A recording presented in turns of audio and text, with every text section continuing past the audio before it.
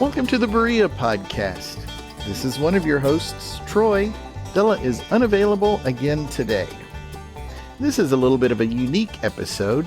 During the spring and summer of 2020, our church, during their Wednesday evening usual dinner potlucks, the pastor friend, Mark Caldwell-Reiss, and I did a good news potluck episode via Facebook.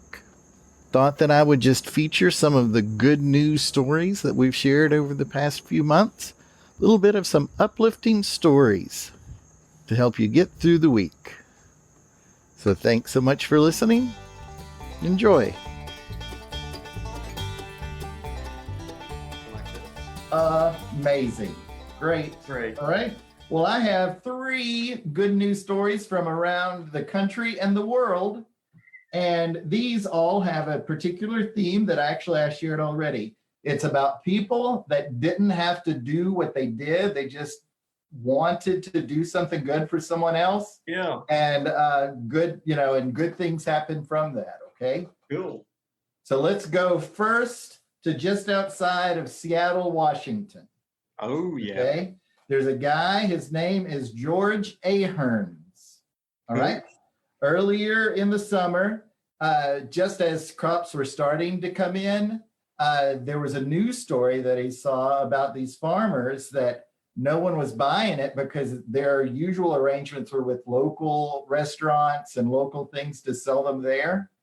And those restaurants were closed. And so what were they going to do with all this food? And they just, the news story was, if you wanted to come to this farm and this farm and this farm, you could get it free.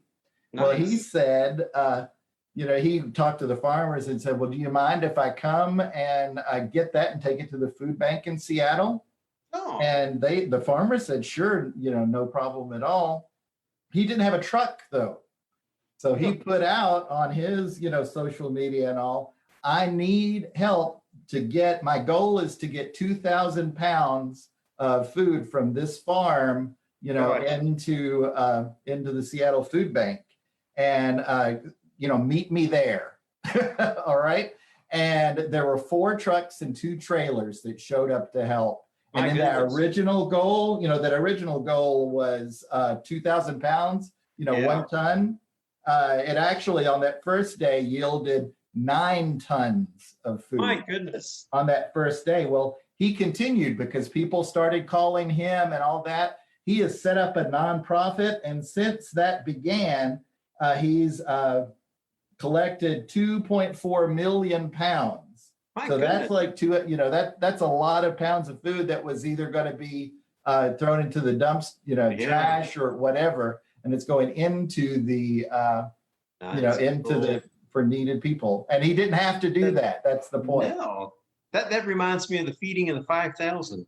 I think there are lots of similarities. The Gospels. There's so much similarities. Yeah. That's cool.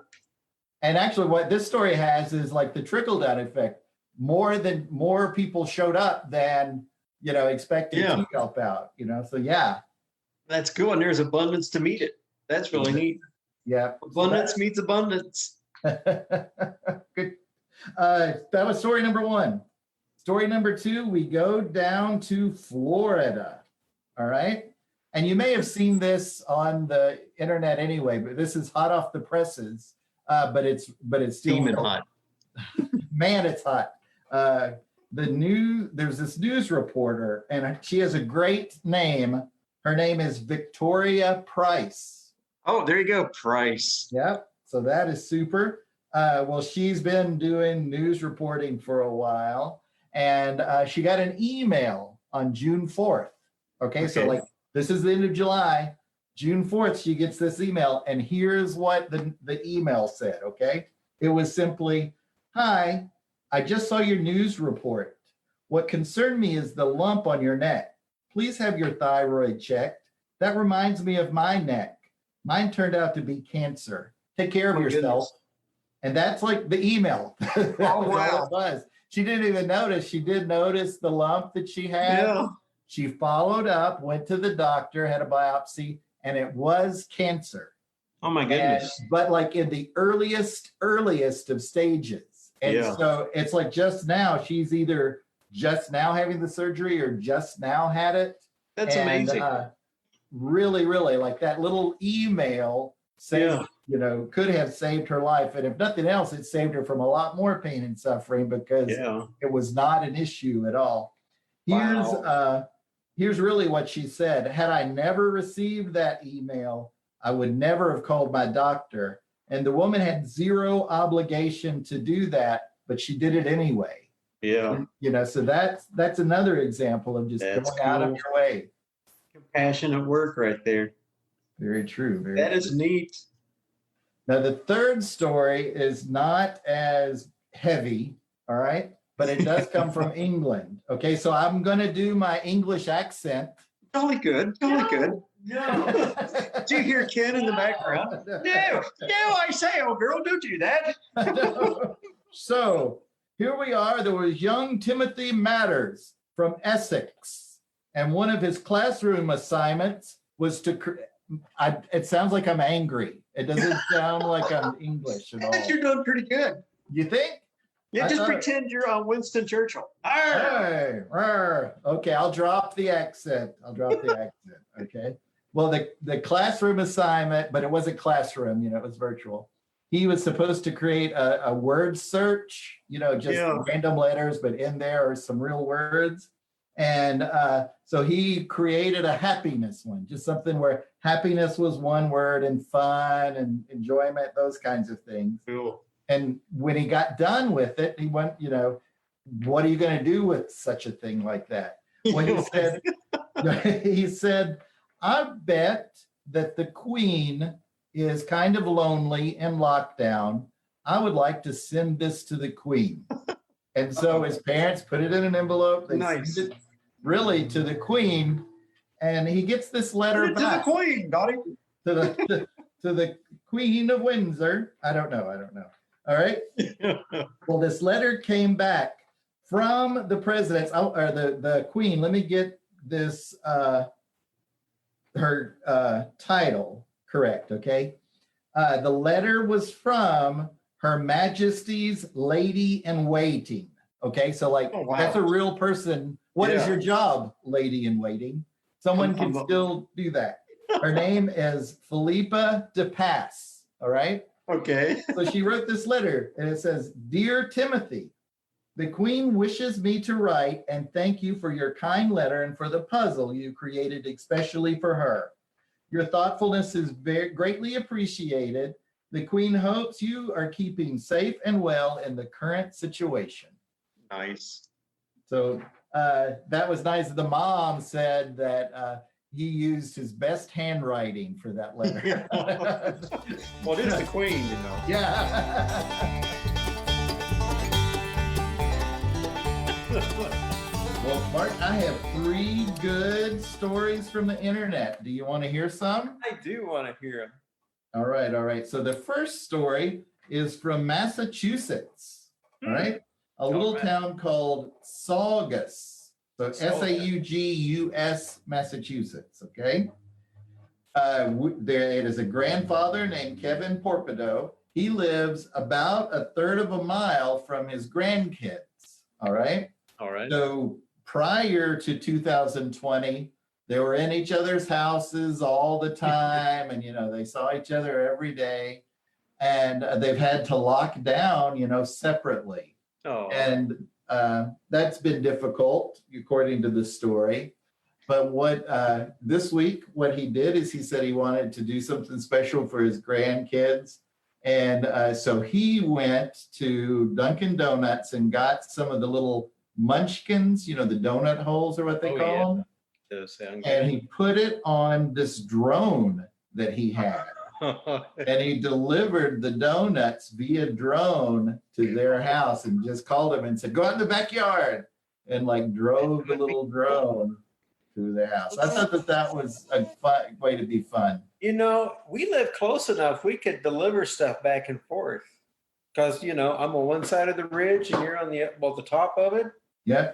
If we had drones, we could, I don't know what we deliver back and forth, but we could. We could do that. Tomatoes. I think The tomatoes. genius. My luck, the tomato would drop out right on somebody's car up there by the street light by the Methodist church, and it would be a disaster. That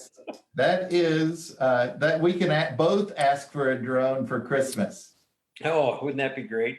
Yes, that would be good. That's a good story. I like that. All right, so here's another one. Okay, this story is from Cheshire, England. All right, Winsford is the little name of the town. And from the description, it's a lot like you would imagine an English town with a church in the middle of the town and the graveyard that goes back, hundreds, cemetery, that goes back 1,000 years or whatever. And they are too on lockdown, and he runs a cleaning company, when he works. And he and his sons would go for a walk to get their exercise along the way. And every day he would stop at the cemetery and clean off gravestones that had been in disrepair since like the 1700s. Oh, wow. And, if you Google that, you can see like just a headstone of someone again from like 200 years ago at the beginning of the day and then at the end of the day. And oh, neat. that's just an example of somebody doing something just nice with their time. Before and after, that's cool. Yep. So that is good. Now the last story, here we are at dinner time, and when I read it, I got hungry. Okay. That sounds good. All righty. So she's a filmmaker named Vicki Benison. Okay. She's from the States, and she went to work in Italy with not something like Peace Corps. Okay, so she goes over there to help with economic development, all those kinds of things. And in her spare time, she made videos of women in their 80s. Okay. And what she said is because that's the age when, the women of the village, they made pasta every day because that was what they would eat. Yeah. And so she would sit down with, a different grandmother every day and say, tell me your pasta recipe. Oh, cool. And go search on YouTube, Vicki Benison, Bennison, and there's just loads of videos it's called Pasta Grannies. Oh, cool. And it's like, I like to make pasta as in here's flour, here's water. Yeah. And work it that way. And so it's just interesting to see how they, how the previous generation lived. Wow. Nice. Right. And that's something that we could do around here too, because I know that there are recipes, the 80-year-old people here, the recipes that you just don't know. I bet you just for green beans. Right. I was amazed when I moved to Kentucky how people cook green beans. Because back in Ohio, we just open up the canning jar, pour it in the pan, heat them up, put them on the table. I come to Kentucky, they're sitting there simmering them all day long with a piece of ham in it and some onions and potatoes and sugar. Yeah.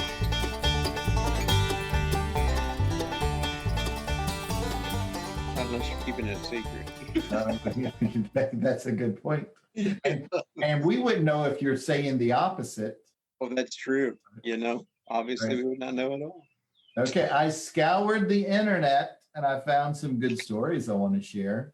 Cool. That's good. Let's hear them. All right, so the first one, funnily enough, is from Kentucky. My old Kentucky home. Right. So in Kentucky, there's this town called Murray. When was the last time you were at Murray? Murray. I know there's a Murray State University in there. And believe it or Same not, place? that's in Murray. Nice. There we go. Who would have thought of that? Kentucky. All right. So Way in out there. Western Kentucky, there's Murray. In Murray, there is a tattoo parlor Okay. by the name of Gallery X Art Collective. All right. All right. Gallery X Art Collection. Right. And they deserve some attention or praise. You can get on Facebook and like them. You can, share this around because they've seen the things that have gone on the news recently and they were spurred to action. They said, listen, if anyone in their life got a tattoo that promotes hate, we will fix that for you for free. Oh, neat. I know. So just come in, set an appointment, and we'll fix it that for you. How do you fix that? But that's just cool. Well, I get, cover it over. You can cover over in black or things like that, or, make it part of a larger. There's lots in comedy movies. There's lots of ways that are done for that. But I think in the real world, it would be, incorporating it into something else. You should get on Facebook and ask them how to do that. That's right. Gallery X Art Collective in Murray. Gallery X Art Collection in Murray. Collective.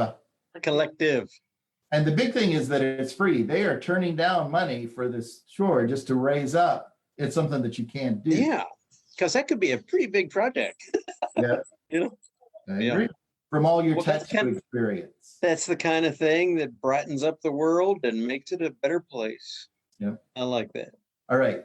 The next two stories harken back to something that I talked about when we just started this, having to do with a brain hack. You may remember a month and a half ago what it said is that when you do good things for people that aren't expected or there's no reason to really do it, hacks your brain so that like when you remember it, you remember something positive about the person that you did it for, because that's the way our brains work.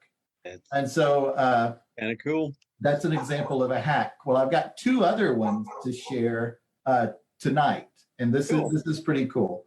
The first is that a way to just feel happier. Yeah. Okay, so like you're sitting there and you take a survey of what your happiness is. Okay, and let's say it says 80. That's pretty good. Okay. You can, and this is according to, so that you can research it, further. It's an American study out of, I'll get you that just in a second, okay? Let me tell you what it is. You're on the side of the seat of what it is, right? Nice. If you rate yourself for happiness, okay? Well, let's do it. You do it two times. Do 2 times. Morning, you rate yourself.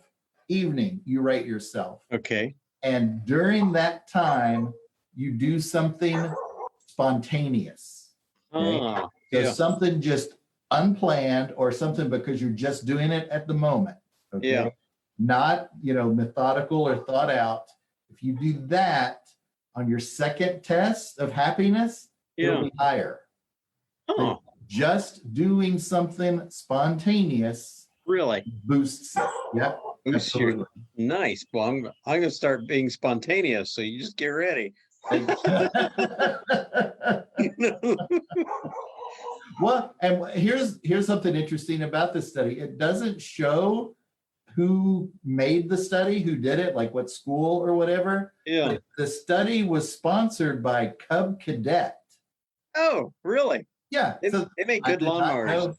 Spontaneously cut your yard. I think that's right. Yeah. Go out there and cut the grass. I'm just going to do that right now. Yeah, I've got to do that. I've got to be happy. I'll be back in a few minutes, Trunk. Yeah. How spontaneous you are. I don't have a Cub Cadet. Okay, so the third thing of tonight is a little brain hacky as well. Okay. Cool. It has to do with the opposite of good news. Okay, depression. Oh, yeah. Okay? So other tests you take, you are depressed. Okay, you have signs of depression, and clinically you are depressed. Okay. All right. If after the diagnosis you pick up a hobby, so we're just talking about a traditional hobby, something you do in your spare time that is more than just at one setting. Something that you can invest time and effort into. So, like, I get depressed, I start stamp collecting. Sure, exactly. But man, that sounds depressing. Let's think something more. Especially the way the post office is these days. You know? Okay. So start a hobby, and your symptoms Yeah. of depression reduce by 20%. That's a pretty big chunk. Right. Well, and it's something that you're doing just something good, and they can connect it to really doing that, that new activity. Yeah. So that's something that you might consider if you're feeling blue or something, to say, I am developing a hobby. And it's okay to put a little money to and put a little time to, because you're going to get benefits. Okay. Cool. Then further the opposite. Let me pull this up so that I can see it again. It's really amazing. It's like the opposite of that 20%. And it has to do with, if you have a hobby before depression, you're like 270% less likely to receive a diagnosis of depression just with a hobby. Wow, I should be the happiest guy in the world. I got more hobbies. Yeah, hobbies. Look at that laughter. See? I got carpentry hobbies. I got yarn spinning hobbies. I got gardening hobbies. See? I'm the hobby kind of guy. I'm a hobby kind of guy. That seems like we should take up singing. Yep. That study came out of the University College of London, and it's actually part of a longitudinal study. So it wasn't something that they looked at beforehand to see if there was an impact. Yeah. They looked at it after the fact, stuff going on between 2004 and 2017. So that's a pretty real deal. Pretty extensive. Yeah. Yeah. And so, get a hobby, step number one, get your tattoos removed. Get my tattoos. Yep. Sweet. Thank you for listening to the Berea Podcast. If you have any topics for a show you would like us to cover, or any feedback on our past shows, shoot me an email over at troy@thebereapodcast.com. Again, that's troy@thebereapodcast.com. Thanks so much. Today is why I stay.